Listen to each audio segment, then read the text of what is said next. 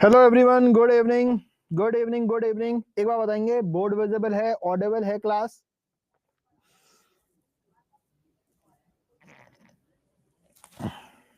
चलिए, good evening, good evening.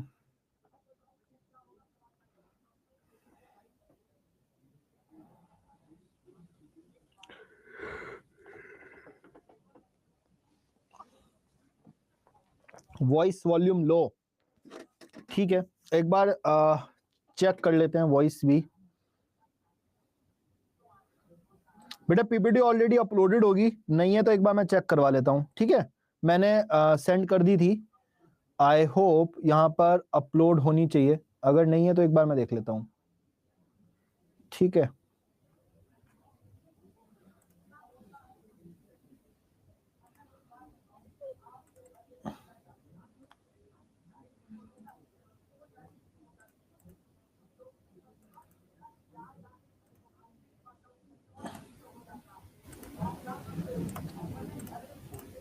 चलिए, अब क्लास अब आवाज थोड़ी बेहतर हो गई होगी, है ना। अब आवाज बेहतर हुई होगी, एक बार बताओ आवाज बेहतर हुई क्या? कनिष्का एक बार बताना मुझे यार, पीपीटी अगर नहीं है, किसी स्टूडेंट को मिली क्या ये बताना पहले तो। अगर मिल गई तो, किसी को भी नहीं मिली तो अपलोड नहीं हुई है, एक बार मैं कह देता हूँ अपलोड हो जाएगी। बेटा फुल अपलोड कैसे हो जाएगा? जितना जितना पढ़ाऊंगा उतना उतना अपलोड कर दूंगा, है ना। पूरा पीडीएफ अपलोड कैसे हो जाएगा? नोट्स चेंज होते रहते हैं अकॉर्डिंग टू नीड, ठीक है। अपलोडेड है, ठीक है। सुप्रिया बता रही है अपलोडेड है, तो एक बार देखना बेटा डाउनलोड करके दोबारा। वो हो सकता है आपने कल रात क्लास के बाद करा होगा, तो ठीक है। साउंड लो है, वॉइस कम है।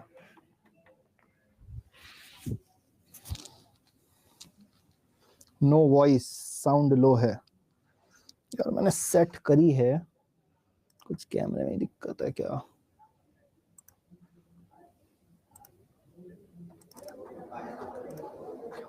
ये आवाज अपने आप कम हो रही है पेड़ में, ज्यादा फटने लगेगा बस। मैंने करी फिर भी बार बार स्लो हो रही है। चलिए एक बार देखते हैं।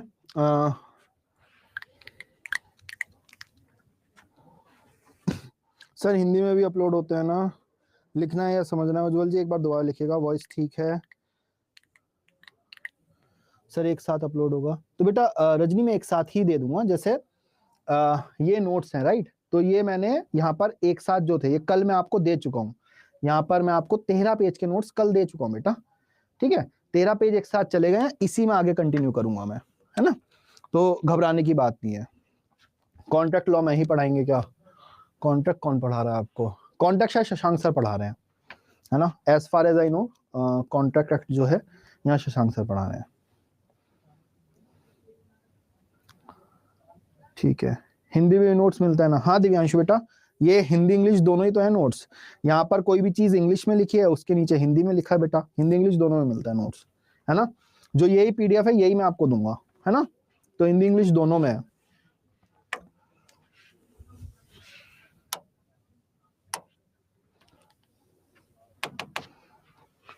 चलो स्टार्ट करते हैं फिर क्लास को नए टॉपिक से,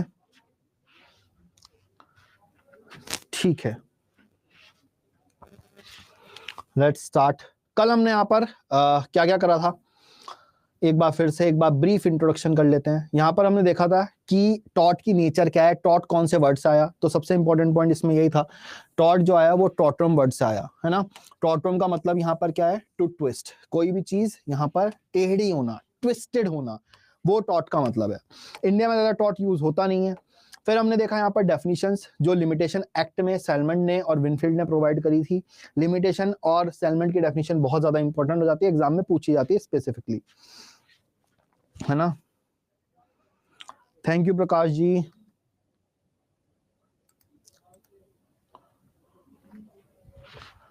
सर जो आप पढ़ाते हैं वो लिखनी भी है अभी या सिर्फ समझनी है? पीडीएफ से खुद नोट्स तैयार करूं? बेटा जो पीडीएफ है वैसे तो मैंने यहाँ पर कॉम्प्रिहेंसिव रखी है, तो खुद बनाने की जरूरत नहीं पड़ेगी उज्जवल, है ना। ये जो मैंने नोट्स दिए हैं दैट्स एनफ, है ना, उसके अलावा कुछ करने की जरूरत नहीं है, तो घबराने की बात नहीं है। सब आईटी में डीजे इंटरव्यू शॉर्ट वीडियो आ रही है, आंसर कहाँ मिलेंगे? बेटा सवाल मैंने भी पूछे हैं, शशांक सर ने भी पूछे हैं, सबने लिए थी वो जो थी ओपी सैनी सर ने भी पूछे हैं। जब इंटरव्यू गाइडेंस प्रोग्राम होगा तो उसका जवाब भी देंगे, ठीक है रेनू, उसमें कोई दिक्कत की बात नहीं है। सिमी जी कह रही है आवाज अभी भी कम है। आवाज अभी भी कम है यार, किसी को आवाज में अभी भी दिक्कत आ रही है? आवाज में अभी भी दिक्कत आ रही है? थैंक यू रजनी जी। यार आवाज बाकी सबको क्लियर है। एक बार सिमी क्लास बंद करके दोबारा खोलना, है ना, एक बार क्लास बंद करके दोबारा खोलना। चलिए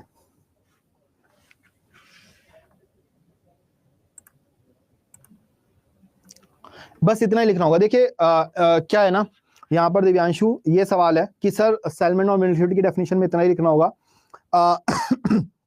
क्वेश्चन ऐसा आता है जो प्रीलिम्स में आएगा वो ये आएगा कि ये पूरी लाइन दे देंगे और पूछ लेंगे ये डेफिनेशन किसने दी है। प्रीलिम्स में तो ऐसे आ सकता है, या फिर ये आ सकता है कि कौन सा एक्ट जो है वो टॉट की डेफिनेशन प्रोवाइड करता है, लिमिटेशन एक्ट प्रोवाइड करता है, कौन सा सेक्शन टॉट की डेफिनेशन प्रोवाइड करता है, सेक्शन 2M ऑफ लिमिटेशन करता है। प्रीलिम्स के हिसाब से तो हो गया।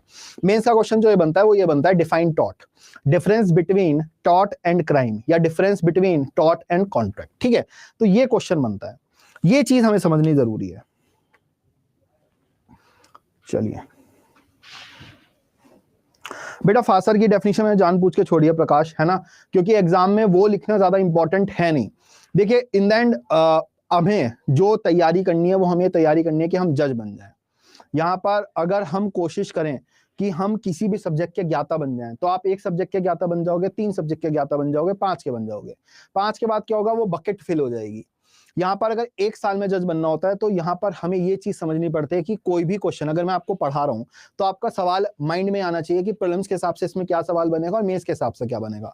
और उसी पर्सपेक्टिव से यहाँ पर डेली एमसीक्यू मिल रहे हैं आपको, जहां पर जो भी पढ़ाया जा रहा है उससे क्या एमसीक्यू बन सकते हैं वो बताया जा रहा है, और साथ ही साथ आपको हैंड रिटन नोट्स मिल रहे हैं कि यहाँ पर जो सर ने पढ़ाया वो हाथ से लिखकर कैसे यहाँ पर अपने नोट्स में रख सकते हो। तो यहाँ पर खुद कॉपी पेन लेकर बैठने की आवश्यकता नहीं है।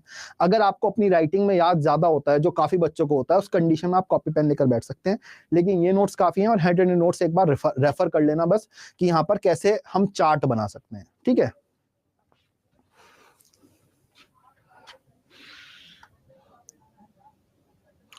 चलिए सर आते हैं मीन्स में उसके हिसाब से बताना और एप्लीकेशन बेस आता है। 100% सुप्रिया, 100%, ठीक है।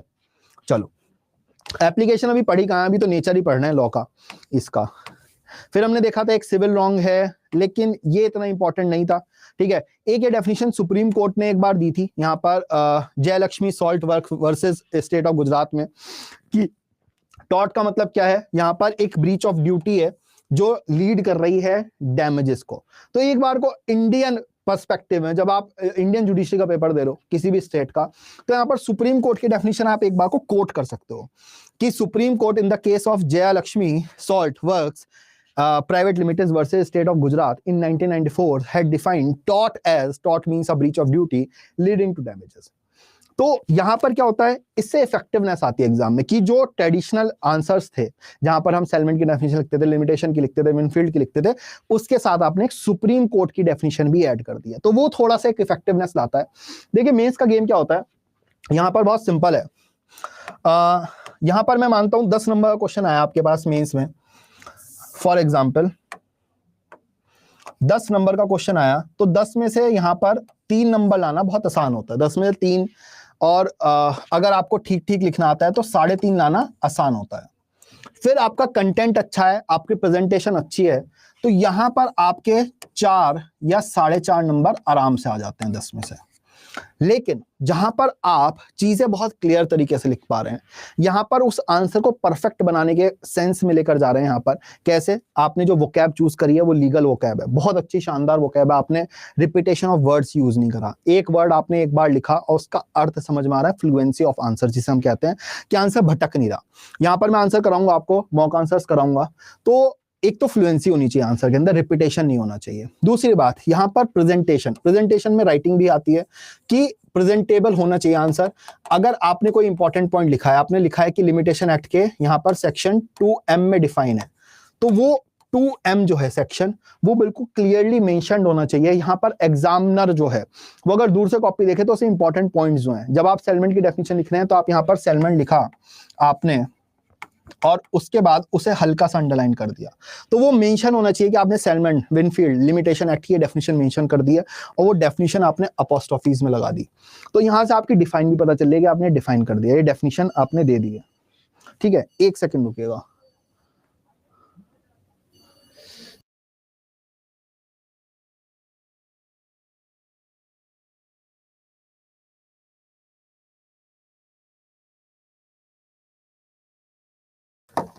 हाँ जी, ठीक है, तो एपोस्ट्रोफी एस में लिख दिया, जहां पर मतलब प्रेजेंटेशन से क्या मतलब है, अगर एग्जामिनर आपकी कॉपी एक ग्लैंस में देख रहा है, यहाँ पर एक एग्जामिनर जो होता है आपको लगता है कि एक कॉपी ऐसे चेक करता है बहुत ज्यादा ध्यान से, जो जुडिशियल एग्जाम्स में कॉपी चेक होती है वो नहीं होता, रेयरली केसेस में हो जाता है, कोई कोई यहाँ पर जो मैं हमेशा हर बैच में बताता हूँ, वैसे तो किस्मत भी है उस चीज में, लेकिन एक एग्जामिनर को एक दिन में लगभग 30 कॉपी या 40 कॉपी चेक करने को मिल जाती हैं, जिसमें वो सोचता है कि यहाँ पर मैं शुरू के 2-3 घंटे काम करूंगा, 4 घंटे काम करूंगा, करके मैं घर चला जाऊंगा, मेरा काम हो जाएगा, पर कॉपी उसे पैसे मिल रहे हैं।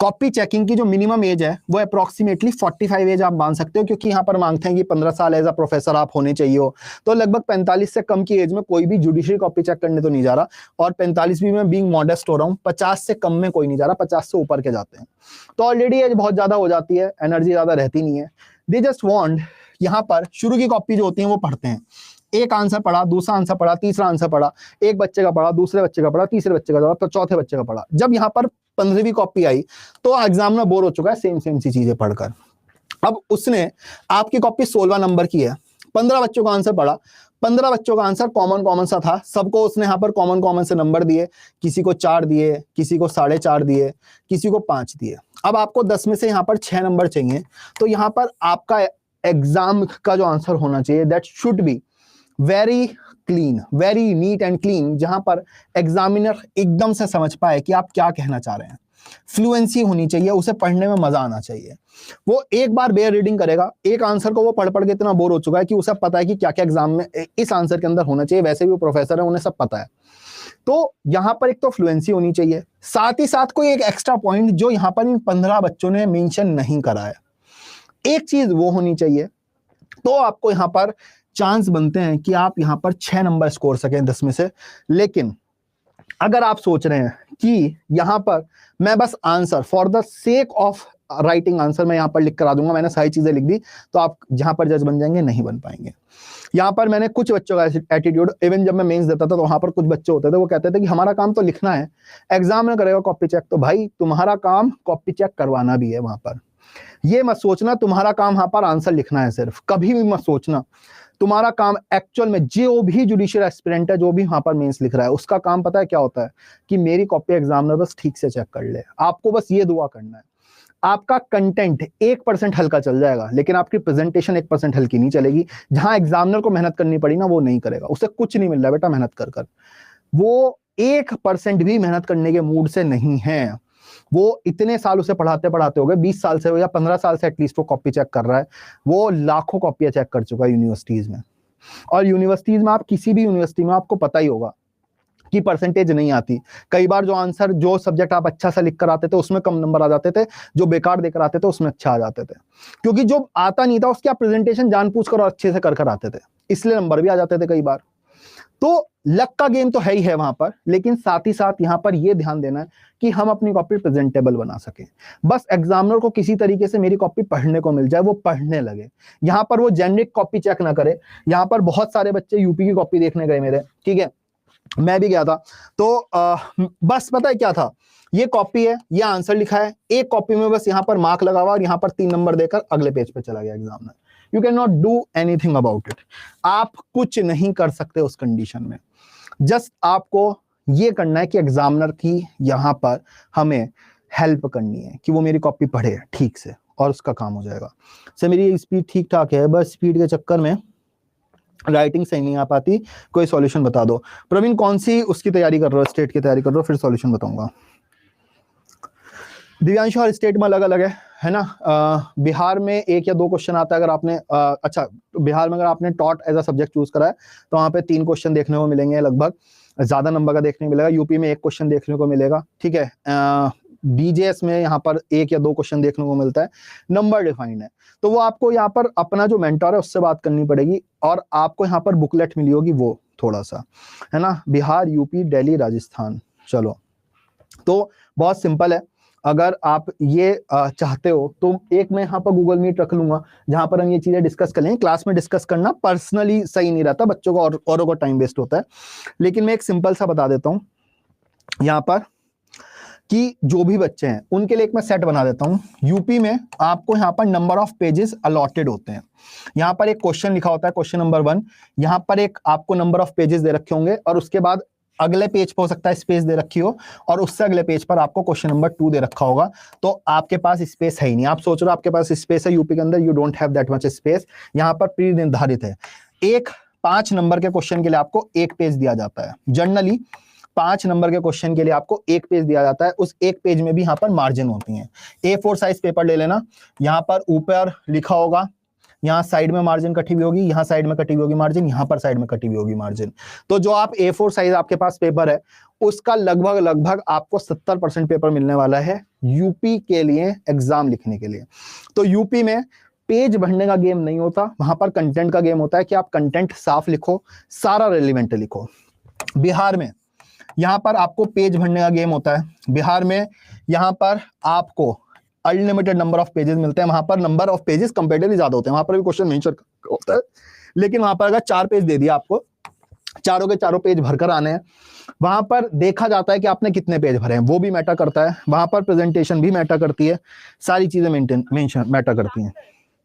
Yes ma'am.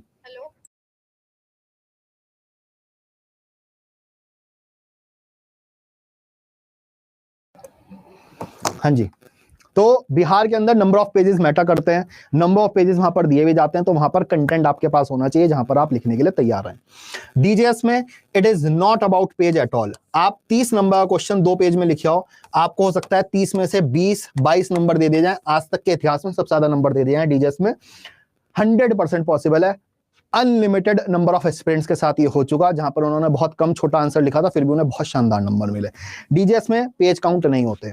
एमपी में यहाँ पर पेजेस बहुत कम मिलते हैं, एमपी में आप ज्यादा नहीं लिख सकते, राजस्थान के अंदर भी ज्यादा नहीं लिख कर सकते। तो सिर्फ एक बिहार ऐसी स्टेट बनती है जहां पर आपको ज्यादा कंटेंट पता होना चाहिए, ज्यादा लिखना आपको आना चाहिए। उसके अलावा यूपी, एमपी, दिल्ली, कोई सा भी स्टेट हो, चिल है, बहुत आराम से लिखोगे चल जाएगा।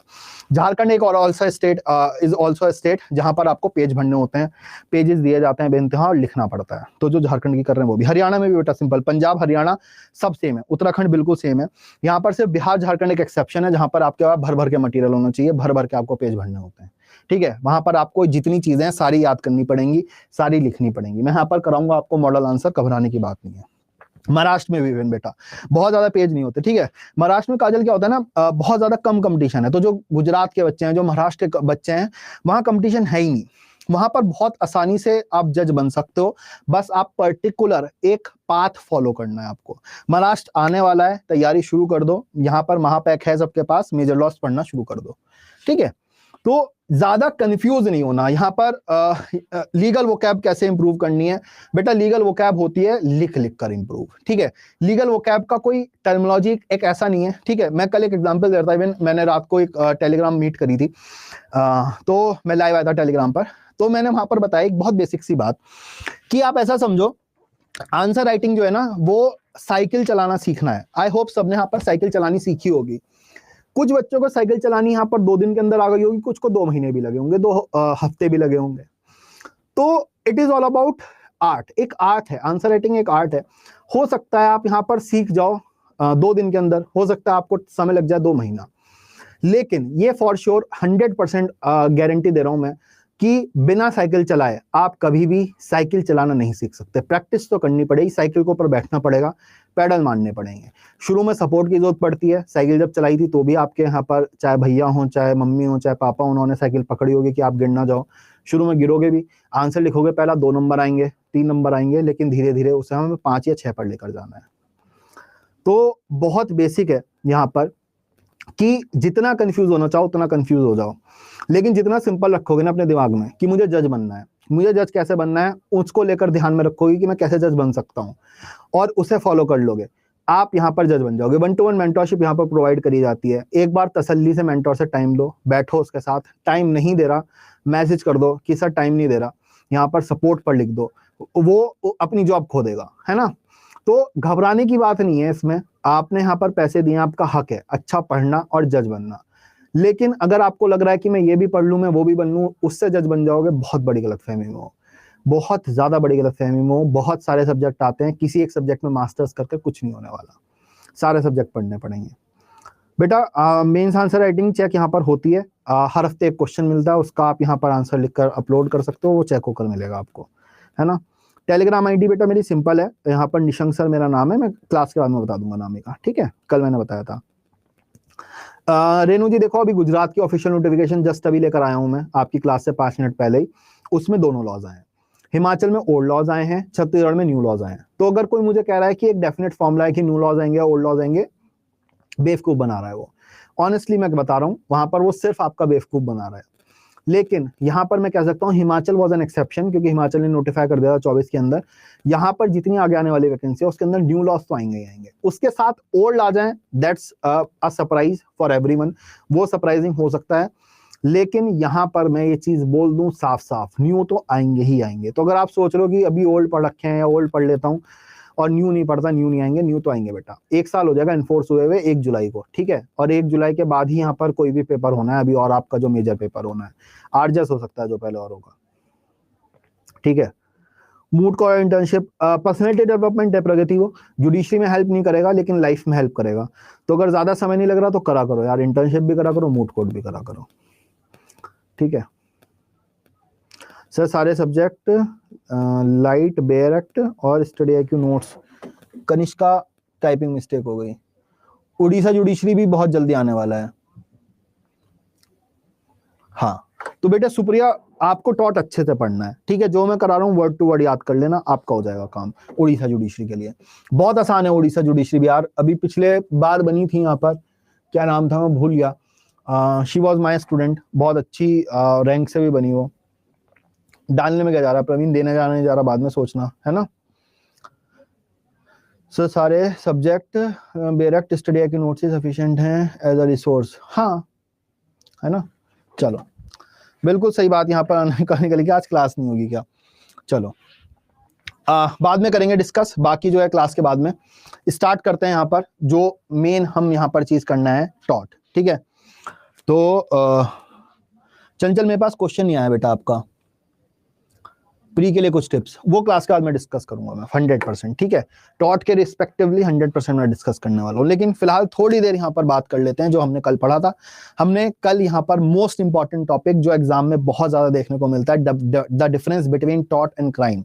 तो मैंने बताया था टॉट जो है एक प्राइवेट राइट को ब्रीच कर रहे हैं तो टॉट कमिट होता है, लेकिन क्राइम में हम यहाँ पर एक पब्लिक राइट ब्रीच करते हैं जनरली। उसका एग्जांपल आपका सबका बीएनएस हुआ ही है, तो अब मुझे देने की जरूरत नहीं है कि कैसे पब्लिक राइट को कर रहे हैं, क्योंकि यहाँ पर मैंने कल एग्जांपल दिया भी था वैसे, कि यहाँ पर जब भी कोई क्राइम होता है तो वो अगेंस्ट सोसाइटी माना जाता है, क्योंकि पूरी सोसाइटी यहाँ पर डर जाती है, पूरी सोसाइटी दहशत में आ जाती है, ठीक है। फिर यहाँ पर बात आती है अगर टॉट हो तो उस कंडीशन में आपको यहाँ पर सिविल कोर्ट में जाना होता है, एक सिविल राइट है। लेकिन अगर यहाँ पर क्राइम होता है तो आप क्रिमिनल कोर्ट के अंदर जाते हो। टॉट के अंदर यहाँ पर आपका ऑब्जेक्टिव होता है कि आप रॉन्ग डूअर से कंपनसेशन ले सको, लेकिन यहाँ पर क्राइम के अंदर आपका ऑब्जेक्टिव होता है कि रॉन्ग डूअर को पनिशमेंट मिल सके, यहाँ पर उसे जेल टाइम हो सके। फिर यहाँ पर 4th क्लॉज कहता है कि यहाँ पर जो टॉट है वहां पर जिस बंदे के अगेंस्ट टॉट हुआ है उसे खुद कोर्ट में जाना होता है, उसके रिप्रेजेंटेटिव को यहाँ पर जाना पड़ता है। लेकिन यहाँ पर क्राइम के अंदर जनरली हम देखते हैं कि इनिशिएट जो है यहाँ पर स्टेट करती है प्रोसीडिंग रॉन्ग डूअर के अगेंस्ट, यहाँ पर स्टेट की ड्यूटी होती है, जिसका एग्जांपल हमें देखने को मिलता है state of UP versus XYZ, state of MP versus XYZ, क्योंकि यहाँ पर स्टेट जो है वो केस चलाएगी, जैसे एफआईआर होगा वहां पर होगा। फिर टॉट के अंदर इंटेंशन इतनी ज्यादा इंपॉर्टेंट नहीं होती, सबऑर्डिनेट होती है, लेकिन यहाँ पर डॉक्ट्रिन ऑफ मेंस रे हमने पढ़ा है कि यहाँ पर इंटेंशन जो है या फिर माइंड एप्लीकेबिलिटी, गिल्टी माइंड जो है एक बहुत ज्यादा इंपॉर्टेंट एक पॉइंट है। उसके बिना यहाँ पर हम टॉट कमिट क्राइम कमिट नहीं कर सकते, कुछ एक्सेप्शन केसेस में कर सकते हैं। तो यहाँ पर हर पॉइंट का अगर जनरली लगा दोगे तो it will be a better option. यहाँ पर एक थोड़ा सा इंप्रेशन भी डाल देता है कि यहाँ पर आप जानते हैं कि जनरल सेंस में बात हो रही है, स्ट्रिक्ट सेंस में नहीं कह रहे। और एग्जाम में कभी भी इंटरव्यू जब देने जाओ तो हमेशा जनरली वर्ड ऐड करा करो।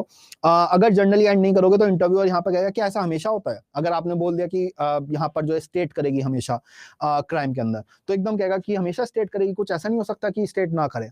तो अगर जनरली बोल दोगे तो यहाँ पर एक इम्प्लिसिट हो जाता है कि आपको पता है कि शायद यहाँ पर स्टेट ना करे, और एक थोड़ा अच्छा इंप्रेशन डालता है।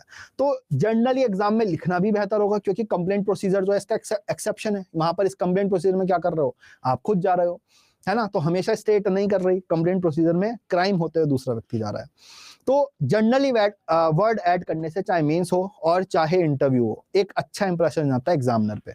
और यही छोटे छोटे से पॉइंट हैं जो आपको एक बहुत बेहतर नंबर दिलवा सकते हैं, चाहे इंटरव्यू हो और चाहे यहाँ पर आपका मेंस हो। चलिए, बात आती है यहाँ पर टॉट और कॉन्टेक्ट में क्या डिफरेंस है। यहाँ पर अगर मैं बात करूं कॉन्टेक्ट में, जो हमने कल डिस्कस करा था कि यहाँ पर सेलमेंट कह रहे हैं कि ब्रीच ऑफ कॉन्ट्रैक्ट के अलावा जो सिविल रॉन्ग है वो यहाँ पर हमारा होगा एक टॉट। यही चीज लिमिटेशन एक्ट की डेफिनेशन कह रही है कि जो ब्रीच ऑफ कॉन्ट्रैक्ट के अलावा हमारा सिविल रॉन्ग है वो यहाँ पर हमारा टॉट होगा। तो ब्रीच ऑफ कॉन्ट्रैक्ट जो है उसके अलावा ही टॉट है। तो सीधी सी बात है, यहाँ पर कोई कॉन्ट्रैक्ट है, अगर उसका ब्रीच हुआ है, यहां पर अगर उसे तोड़ा गया है, तो यहां पर वो टॉट नहीं हो सकता इन एनी कंडीशन। सिंपल सी बात है, क्योंकि breach of taught exclusive of breach of trust taught. लेकिन कॉन्ट्रैक्ट है क्या, सबसे पहले बेसिक ये समझते हैं कॉन्ट्रैक्ट है क्या। एक बेसिक एग्जांपल लेता हूं मैं। आपने यहाँ पर स्टडी की जुडिशरी से कोर्स खरीदा, तो यहां पर स्टडी की जुडिशरी पे मान लीजिए आपने यूट्यूब पर किसी क्लास देखी किसी फैकल्टी की, उन्होंने वहां पर आपको एक ऑफर दिया, जर्नल ऑफर दिया या इनविटेशन टू ऑफर, उसे मैं ज्यादा बेहतर कहूंगा कि इनविटेशन टू ऑफर दिया कि हमारे यहाँ स्टडी की जुडिशरी पर जुडिशरी कोर्स अवेलेबल है, जहां पर हम जुडिशरी की तैयारी कराते हैं, 16 स्टेट्स की तैयारी कराते हैं हर बैच के अंदर। आपने वो देखा, वहां पर आपको एक नंबर दिया गया, आपने उस नंबर पर कॉल करी कि मुझे यहाँ पर जुडिशरी का कोर्स खरीदना है।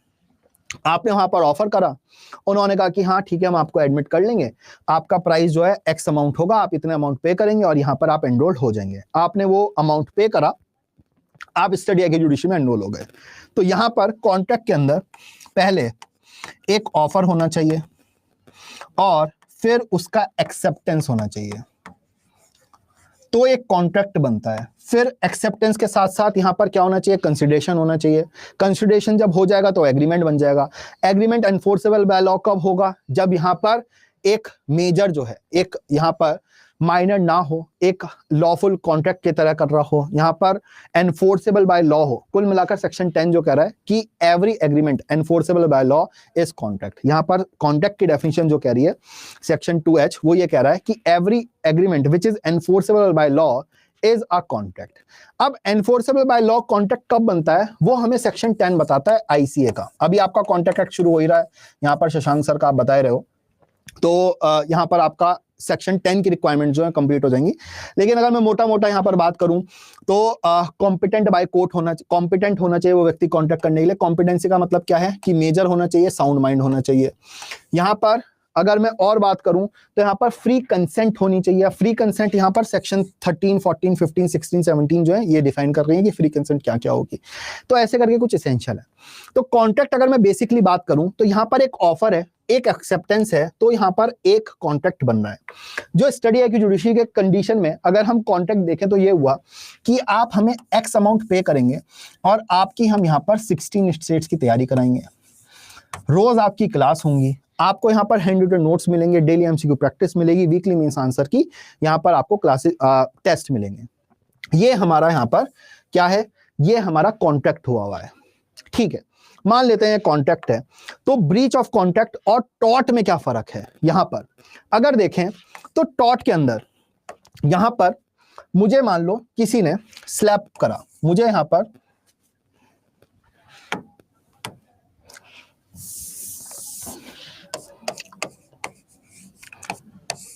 किसी ने स्लैप करा, उस कंडीशन में मैं यहां पर उससे डैमेजेस ले सकता हूं, कहां पर, टॉट के अंदर। जैसे मैंने ए को जाकर चपत मार दिया, तो यहां पर ए कोर्ट में जा सकता है और मुझसे डैमेजेस क्लेम कर सकता है कि आप मुझे 10,000 रुपए डैमेजेस दीजिए।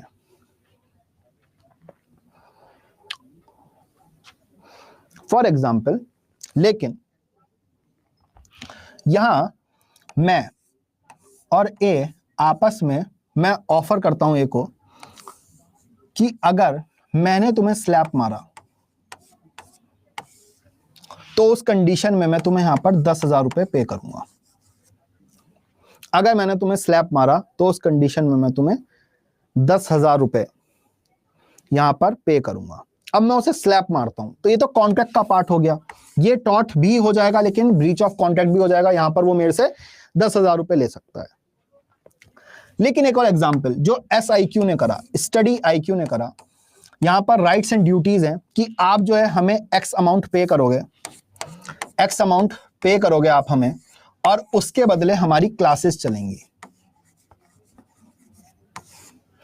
आपको यहां पर मेंस की तैयारी कराई जाएगी, आपको यहां पर इंटरव्यू की तैयारी कराई जाएगी। फॉर एग्जांपल यहां पर आपकी कोर्स की वैलिडिटी 30 मंथ्स है जो जनरली रहती है, लेकिन 15 महीने बाद आपका कोर्स जो है वो बंद हो जाता है। आपका 15 महीने बाद यहां पर कोर्स जो है वो बंद हो जाता है, आपसे एक्सेस ले लिया जाता है। उस कंडीशन में यहां पर SIQ ने, स्टडी IQ ने क्या कराया, उस कंडीशन में यहां पर SIQ ने क्या कराया, यहां पर ब्रीच ऑफ कॉन्ट्रैक्ट कराया या टॉट कराया। यहां पर SIQ ने उस कंडीशन में ब्रीच ऑफ कॉन्ट्रैक्ट कराया या फिर यहां पर टॉट कराया। अगर आपसे यहां पर 15 महीने बाद आपसे आपका सब्सक्रिप्शन ले लिया जाए,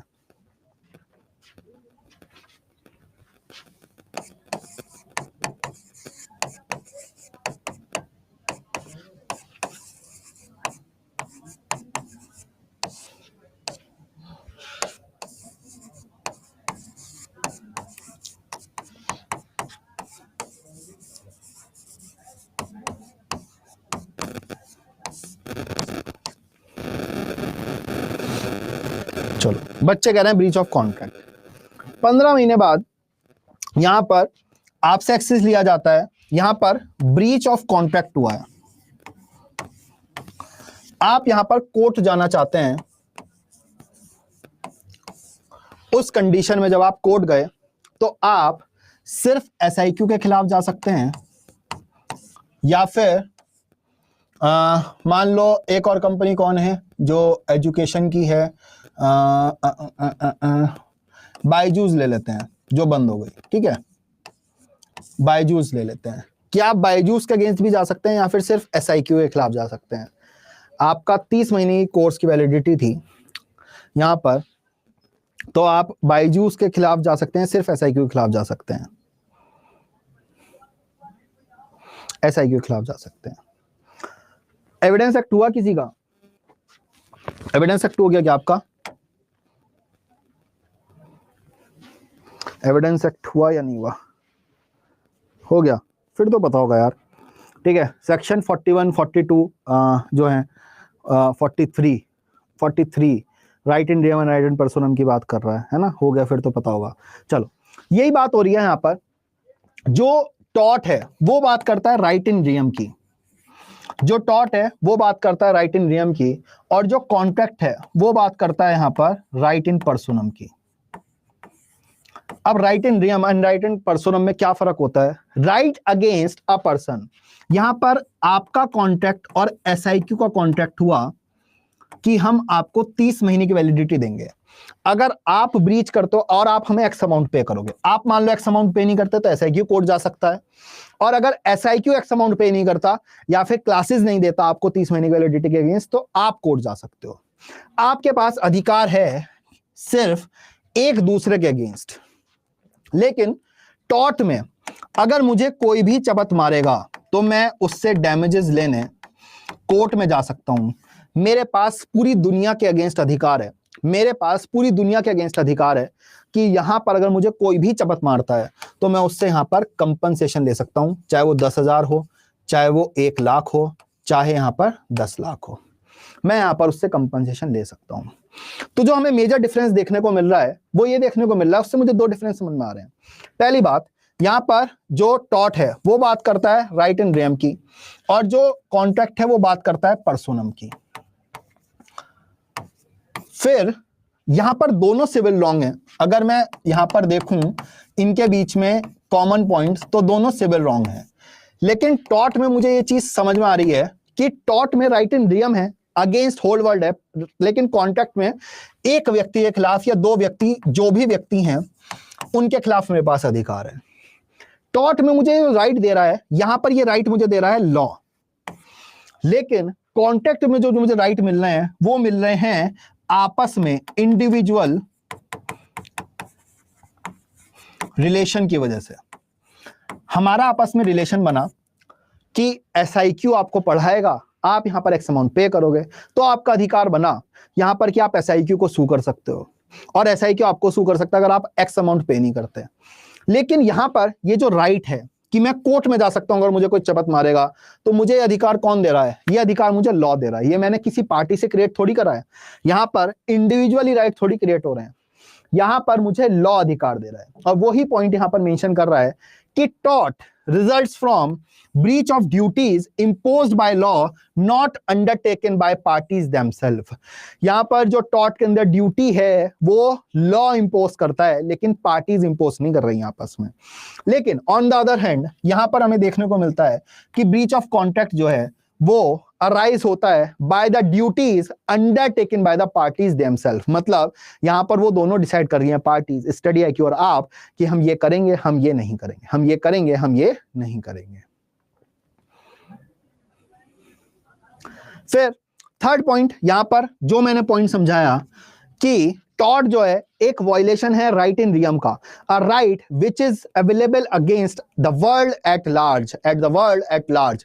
एक राइट इन रियम जो है वो ऐसा राइट होता है जो समाज के अगेंस्ट, वर्ल्ड एट लार्ज के अगेंस्ट अवेलेबल होता है। लेकिन एक ब्रीच ऑफ कॉन्ट्रैक्ट जो है वो राइट होता है सिर्फ और सिर्फ एक स्पेसिफिक पर्सन के अगेंस्ट, एक स्पेसिफिक व्यक्ति के अगेंस्ट।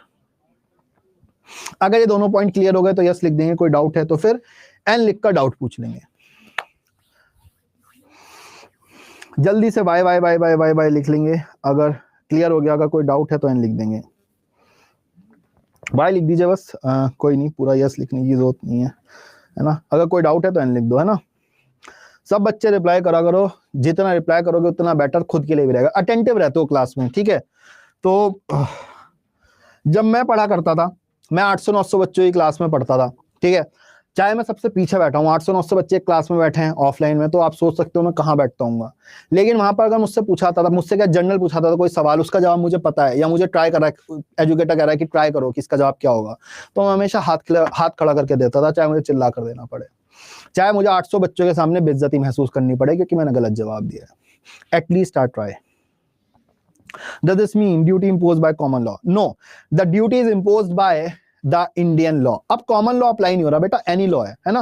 वो तो सेलमेंट ने डेफिनेशन दी थी जब यहां पर ब्रिटेन, इंडिया के ऊपर भी यहां पर ब्रिटेन राज करता था, जब टॉट डेवलपमेंट हो रहा था, तो टॉट की डेफिनेशन मेंशन करेगी। लेकिन इंडिया में कॉमन लॉ से थोड़ी आ रहा है टॉट जो आ रहा है, इंडिया में खुद के जजमेंट से आ रहा है, और खुद के जजमेंट से भी नहीं आ रहा, बहुत कम प्रैक्टिस होता है जो होता है, जो डेफेमेशन वगैरह वही मैंने बताया जनरली प्रैक्टिस होता है, राइट प्रकाश। तो कॉमन लॉ से नहीं आ रहा, बाय एनी लॉ आ रहा है। लॉ आपको अधिकार दे रहा है, वो चीज है, ठीक है। चलो थर्ड पॉइंट यहां पर क्या कह रहा है, वही हमने थोड़ा सा घुमा कर लिखा है। क्या कह रहा है, ड्यूटीज इन टॉट लॉ। यहां पर अभी हम एक राइट की तरह देख रहे थे, एक अधिकार की तरह देख रहे थे कि मेरे पास ये अधिकार है, मुझे कोई चपत नहीं मार सकता, और पूरी दुनिया में कोई भी चपत नहीं मार सकता, अगर मारेगा तो मैं उससे कंपनसेशन ले सकता हूं। लेकिन अगर आप अभी देखो अपने आप को एक असॉल्टर की तरह कि आप किसी को चपत नहीं मार सकते, आप यहां पर एक देखो अब असॉल्टर की तरह कि आप किसी को चपत नहीं मार सकते। तो ड्यूटीज इन टॉट law are not towards any specific individual but the world at large. यहां पर राइट आपके पास वर्ल्ड एट लार्ज पे है, तो आपकी ड्यूटी भी वर्ल्ड एट लार्ज पर है। सिमिलरली यहां पर कॉन्ट्रैक्ट में आपकी जो ड्यूटी है वो सिर्फ उस व्यक्ति के प्रति, आपकी ड्यूटी स्टडी IQ के प्रति है, स्टडी IQ की ड्यूटी आपके प्रति है, आपकी पूरे वर्ल्ड एट लार्ज के प्रति ड्यूटी नहीं है। आपको यहां पर जो बायजूस है वो आकर नहीं पकड़ सकता कि एक्स अमाउंट पे करो। यहां पर सिर्फ और सिर्फ कौन पे आपको पकड़ सकता है, यहां पर आपको पकड़ सकता है सिर्फ और सिर्फ स्टडी IQ। तो यहां पर कॉन्ट्रैक्ट के अंदर होता है privity of contract, the concept of privity of contract. Privity of contract concept क्या कहता है? यहां पर बेसिक सी बात कहता है प्रिविटी ऑफ कॉन्ट्रैक्ट कि अगर ए एंड बी के अंदर कॉन्ट्रैक्ट है तो सिर्फ ए जो है वो बी को सू कर सकता है, और जो बी है वो सिर्फ ए को सू कर सकता है। सी जो थर्ड पार्टी है वो सू नहीं कर सकती। प्रिविटी ऑफ कॉन्ट्रैक्ट सीधी सी बात कह रहा है कि यहां पर जो कॉन्ट्रैक्ट की पार्टीज हैं, यहां पर A B C D contract करते हैं किससे? डी ई एफ जी से। डी ई एफ जी से वो यहां पर क्या कर रहे हैं? कॉन्ट्रैक्ट कर रहे हैं। तो ये चारों लोग जो हैं, इन चारों लोग को यहां पर सू कर सकते हैं, उसके अलावा कोई किसी को सू नहीं कर सकता। This is privity of contract. लेकिन यहां पर लॉ ऑफ टॉर्ट के अंदर प्रिविटी ऑफ कॉन्ट्रैक्ट या प्रिविटी ऑफ टॉर्ट नहीं है। यहां पर आपको कोई भी सू कर सकता है जिसके अगेंस्ट भी आप टॉर्ट करेंगे, जिस व्यक्ति के अगेंस्ट भी आप टॉर्ट करेंगे। फिर जो बहुत प्यारा डिफरेंस, सबसे इंपॉर्टेंट डिफरेंस, या जो सबसे स्टार्टिंग में हमने डिस्कस करा था कि damages in tort are unliquidated, मतलब damages in tort are not pre determined. यहां पर डैमेजेस जो है टॉर्ट के अंदर वो प्री डिटरमाइंड नहीं होते, पहले से पता नहीं होता कितने डैमेजेस दिए जाएंगे। लेकिन but in contract the damages can be liquidated और unliquidated. Damages can be unliquidated और अनलिक्विडेटेड। अब यहां पर लिखा है damages in contract are fix. क्या हमेशा फिक्स होते हैं? नहीं भाई, सेक्शन 73 कह रहा है अनलिक्विडेटेड डैमेजेस भी हो सकते हैं। तो यहां पर यही मैं लिखने का तरीका बता रहा हूं, यहां से मेरे से थोड़ा सा मिस हो गया। यहां पर बेसिक सी बात लिखनी है, इसे काट कर अगर लिखना चाहो कि that damages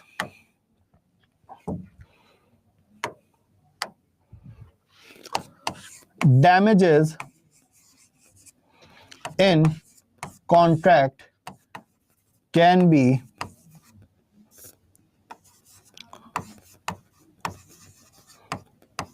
liquidated or unliquidated, ठीक है। but in tort damages are always unliquidated। Contract में डैमेजेस जो हैं वो लिक्विडेटेड भी हो सकते हैं, अनलिक्विडेटेड भी हो सकते हैं, लेकिन टॉर्ट के अंदर डैमेजेस जो हैं वो हमेशा अनलिक्विडेटेड होंगे। कभी भी यहां पर लिक्विडेटेड डैमेजेस नहीं हो सकते टॉर्ट में, क्योंकि कौन कमिट कर रहा है यू डोंट नो। और अगर यहां पर आपको पता है, पहले से आपने कॉन्टैक्ट कर लिया कि अगर आप मेरे अगेंस्ट डिफेम करते हो तो 10 लाख रुपए दोगे, तो वो तो बीच ऑफ कॉन्टैक्ट हो गया, वो टॉर्ट हुआ ही नहीं। फिर तो वो बीच ऑफ कॉन्टैक्ट है, फिर वो टॉर्ट हुआ ही नहीं, है ना। फिफ्थ पॉइंट, जस्ट यहां पर एक पॉइंट ऐड करना है क्योंकि 5 नंबर में क्वेश्चन आता है, 5 पॉइंट होने चाहिए।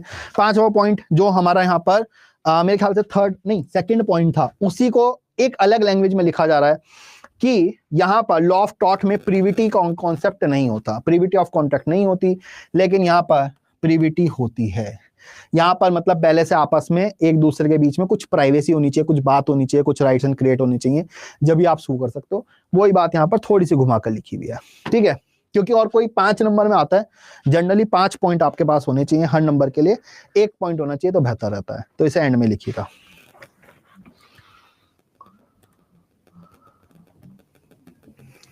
हाँ, अनामिका का क्वेश्चन है एक ये, और मैं इसके बारे में डिस्कस करता अगले पॉइंट पर। क्वेश्चन सिंपल है कि सर अगर डिफरेंस आता है तो यहां पर हम टेबल फॉर्म में लिखें या फिर हम यहां पर जो आपने अभी एक और फॉर्म दिखाई यहां पर, ये ऐसी फॉर्म, इस फॉर्म में लिखें, कौन सी फॉर्म बेहतर रहती है? डिपेंड करता है बेटा कौन सा क्वेश्चन है, ठीक है। दिव्यांशु कल वाली क्लास में नहीं थे क्या आप? कल वाली क्लास में थे बेटा, थे या नहीं थे? एक बार बताना मुझे याद नहीं आ रहा, ठीक है। तो क्वेश्चन पे डिपेंड करता है, मैं ऐसा क्यों कह रहा हूं, क्वेश्चन पे डिपेंड करता है।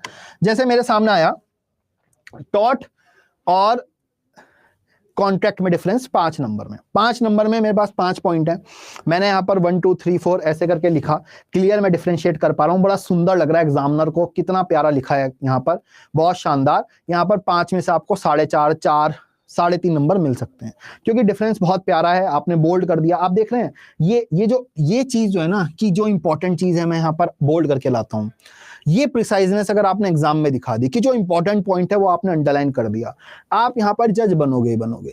और यहाँ पर हमारा काम वो है आपको बताना लिखना कैसे है। ऐसे एग्जाम में अगर आप एग्जामिनर हो, आपको बिल्कुल क्लियर दूर से दिख रहा है, नहीं दिख रहा कि कौन सा पॉइंट किसका है, डिफरेंस है या नहीं है, तो अगर आप एक टेबल बना पाते हो, क्लियर डिफरेंस लिख पाते हो, तो आप हमेशा टेबल पे लिखिए, कोशिश कर 5 नंबर का है तो टेबल पर ही लिख कर आना है। लेकिन मेरे पास डिफरेंस आ जाता है टॉट और इसमें तो नहीं आएगा, लेकिन मेरे पास डिफरेंस आ जाता है यहाँ पर 15 मार्क्स का। 15 मार्क्स में जैसा आ जाता है यहाँ पर कि difference between maintenance under section 125 of CrPC या 144 हो गया बीएनएसएस का, और यहाँ पर section 24 of Hindu marriage act, यहाँ पर section 25 of Hindu marriage act, और section 18 of Hindu maintenance act, Hindu maintenance and adoption act. ठीक है, उसका क्वेश्चन आ गया। उस कंडीशन में व्हाट विल यू डू, उस कंडीशन में व्हाट विल यू डू, यहाँ पर 15 नंबर का क्वेश्चन आया, पास्ट ईयर में आ भी चुका है बहुत सारे स्टेट जुडिशरी के अंदर। उस कंडीशन में आप क्या करेंगे, यहाँ पर सिंपल सी बात है, उस कंडीशन में आपको क्या करना है, उस कंडीशन में आपको यहाँ पर पैराग्राफ फॉर्म में लिखना है। ठीक है, ये क्वेश्चन जब मैं